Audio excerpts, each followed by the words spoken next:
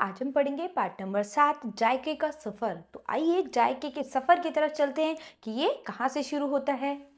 प्रस्तुत पाठ के माध्यम से बताया गया है कि आज के समय में खान पान की संस्कृति में एक विशिष्ट बदलाव देखने को मिल रहा है, जिसके कारण भारत के स्थानीय व्यंजनों की भूमिका धूमिल होती जा रही है।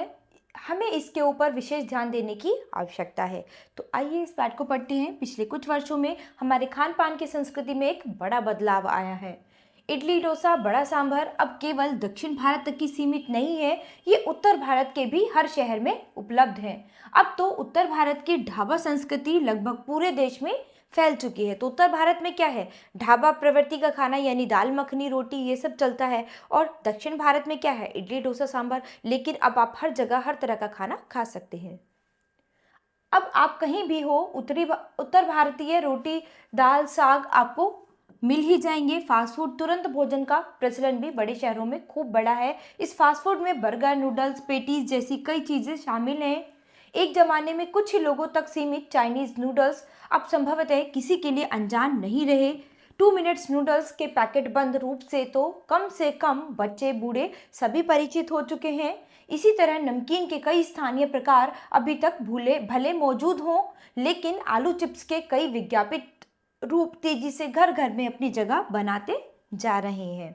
गुजराती ढोकला गाठिया भी अब देश के कई हिस्सों में स्वाद लेकर खाए जाते हैं। और बंगाली मिठाइयों की केवल रस भरी चर्चा ही नहीं होती, वे कई शहरों में पहले की तुलना में अधिक उपलब्ध हैं। अर्थात स्थानीय व्यंजनों के साथ ही अब अन्य प्रदेशों के व्यंजन पकवान भी प्राय हर क्षेत्र में मिल जाते हैं और मध्यम वर्गीय जीवन में भोजन विविधता अपनी जगह बना चुकी है। कुछ चीज़ें और भी हुई हैं। अंग्रेजी राज तक जो ब्रेड केवल साहबी ठिकानों तक सीमित थी, वह कस्बों तक पहुंच चुकी है और नाश्ते के रूप में लाखों करोड़ों भारतीय घरों में सेकी तली जा रही है। तो ब्रेड क्या है, आज के समय में हर घर में मिलती है। ठीक है, तो क्या है, ये विदेशी खाना है। खान पान की इस बदलती हुई संस्कृति से सबसे अधिक प्रभावित नई पीढ़ी हुई है, जो पहले के स्थानीय व्यंजनों के बारे में बहुत कम जानती है, पर कई नए व्यंजनों के बारे में बहुत कुछ जानती है। स्थानीय व्यंजन भी तो अब घटकर कुछ ही चीज़ों तक सीमित रह गए हैं। मुंबई की पाव भाजी और दिल्ली के छोले कुलचों की दुनिया पहले की तुलना में बड़ी बड़ी जरूर है, पर अन्य स्थानीय व्यंजनों की दुनिया पहले की तुलना में छोटी ही है। जानकर ये भी बताते हैं कि मथुरा के पेड़े और आगरा के पेठे नमकीन में अब वह बात कहाँ रही। अर्थात जो चीज़ें बची भी हुई हैं, उनकी गुणवत्ता में फर्क पड़ गया है। फिर मौसम और ऋतुओं के अनुसार फलों खाद्यान्नों से जो व्यंजन और पकवान बना करते थे, उन्हें बनाने की फुर्सत भी अब कितने लोगों को रह गई है। यानी अब लोगों को इतनी फुर्सत भी नहीं है कि लोग इतने व्यंजन पकवान बनाएं। अब किसी के पास भी ज़्यादा समय नहीं रहता है। अब गृहिणियों या कामकाजी महिलाओं के लिए खरबूजों के बीज सुखाना छीलना और फिर उनसे व्यंजन तैयार करना सचमुच दुस्साध्य है।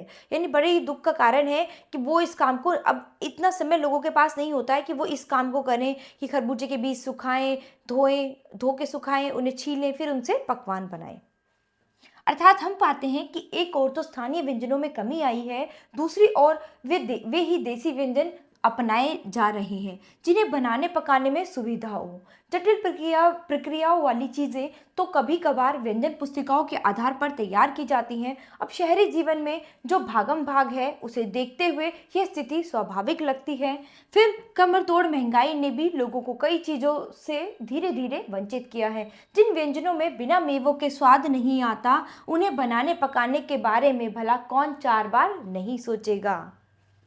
खान पान की जो एक मिश्रित संस्कृति बनी है, इसके अपने सकारात्मक पक्ष भी हैं।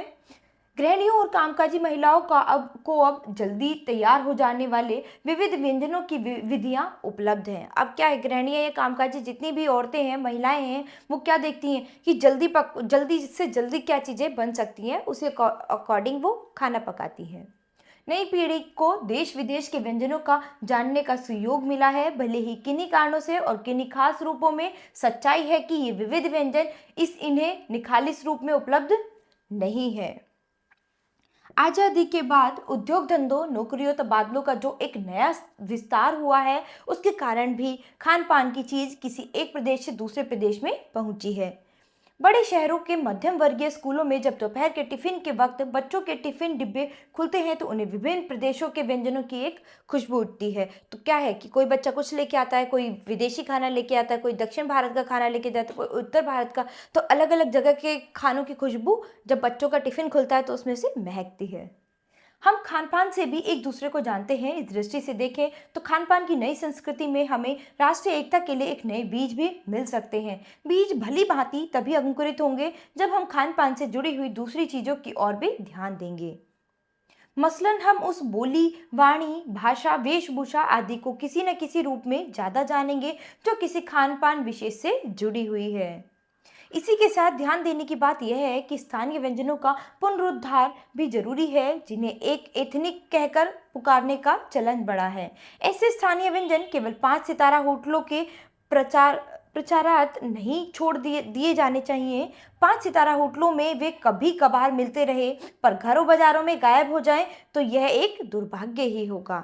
यानी 5 स्टार होटलों में तो मिलने ही चाहिए, लेकिन आसपास घर के बाजार बाजार में भी सब तरह के सामान मिलने चाहिए।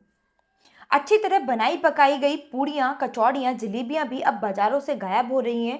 मौसमी सब्जियों से भरे हुए समोसे भी अब कहाँ मिलते हैं। उत्तर भारत में उपलब्ध व्यंजनों की भी दुर्गति हो रही है। अचरज नहीं कि पहले उत्तर भारत में जो चीज़ें गली मोहल्लों की दुकानों में आम हुआ करती थी, उन्हें अब खास दुकानों में तलाशा जाता है। यह भी एक कड़वा सच है कि कई स्थानीय व्यंजनों को हमने तथाकथित आधुनिकता के चलते छोड़ दिया है और पश्चिम की नकल में बहुत सी ऐसी चीज़ें अपना ली हैं जो स्वाद, स्वास्थ्य और सरसता के मामले में हमारे अनुकूल नहीं है। यह भी हो रहा है कि खान-पान की मिश्रित संस्कृति में हम कई बार चीज़ों का असली और अलग स्वाद नहीं ले पा रहे। अक्सर प्रतिभोजों और पार्टियों में एक साथ ढेरों चीज़ें रख दी जाती हैं और उनका स्वाद गडमड होता रहता है। खान-पान की मिश्रित या विविध संस्कृति हमें कुछ चीज़ें चुनने का अवसर देती हैं। हम उसका लाभ प्राय नहीं उठा रहे हैं। हम अक्सर एक ही प्लेट में कई तरह के और कई बार तो बिल्कुल विपरीत प्रकृति वाले व्यंजन परोस लेना चाहते हैं। इसीलिए खान-पान की जो मिश्रित विविध संस्कृति बनी है और लग यही रहा है कि यही और अधिक विकसित होने वाली है, उसे तरह-तरह के जाँचते रहना ज़रूरी है। तो बच्चों, यहाँ पर हमने जायके के सफ़र के बारे में पढ़ा है कि जायके का सफ़र कहाँ से शुरू होता है, कितने तरह के पकवान आते हैं, हर जगह हर तरह की संस्कृति का खाना इस समय पर मिल रहा है। तो आशा करती हूँ बच्चों कि आपको ये पाठ बहुत अच्छे से समझ आया होगा। अब हम अपनी नई क्लास में मिलेंगे अपने नए पाठ के साथ। धन्यवाद।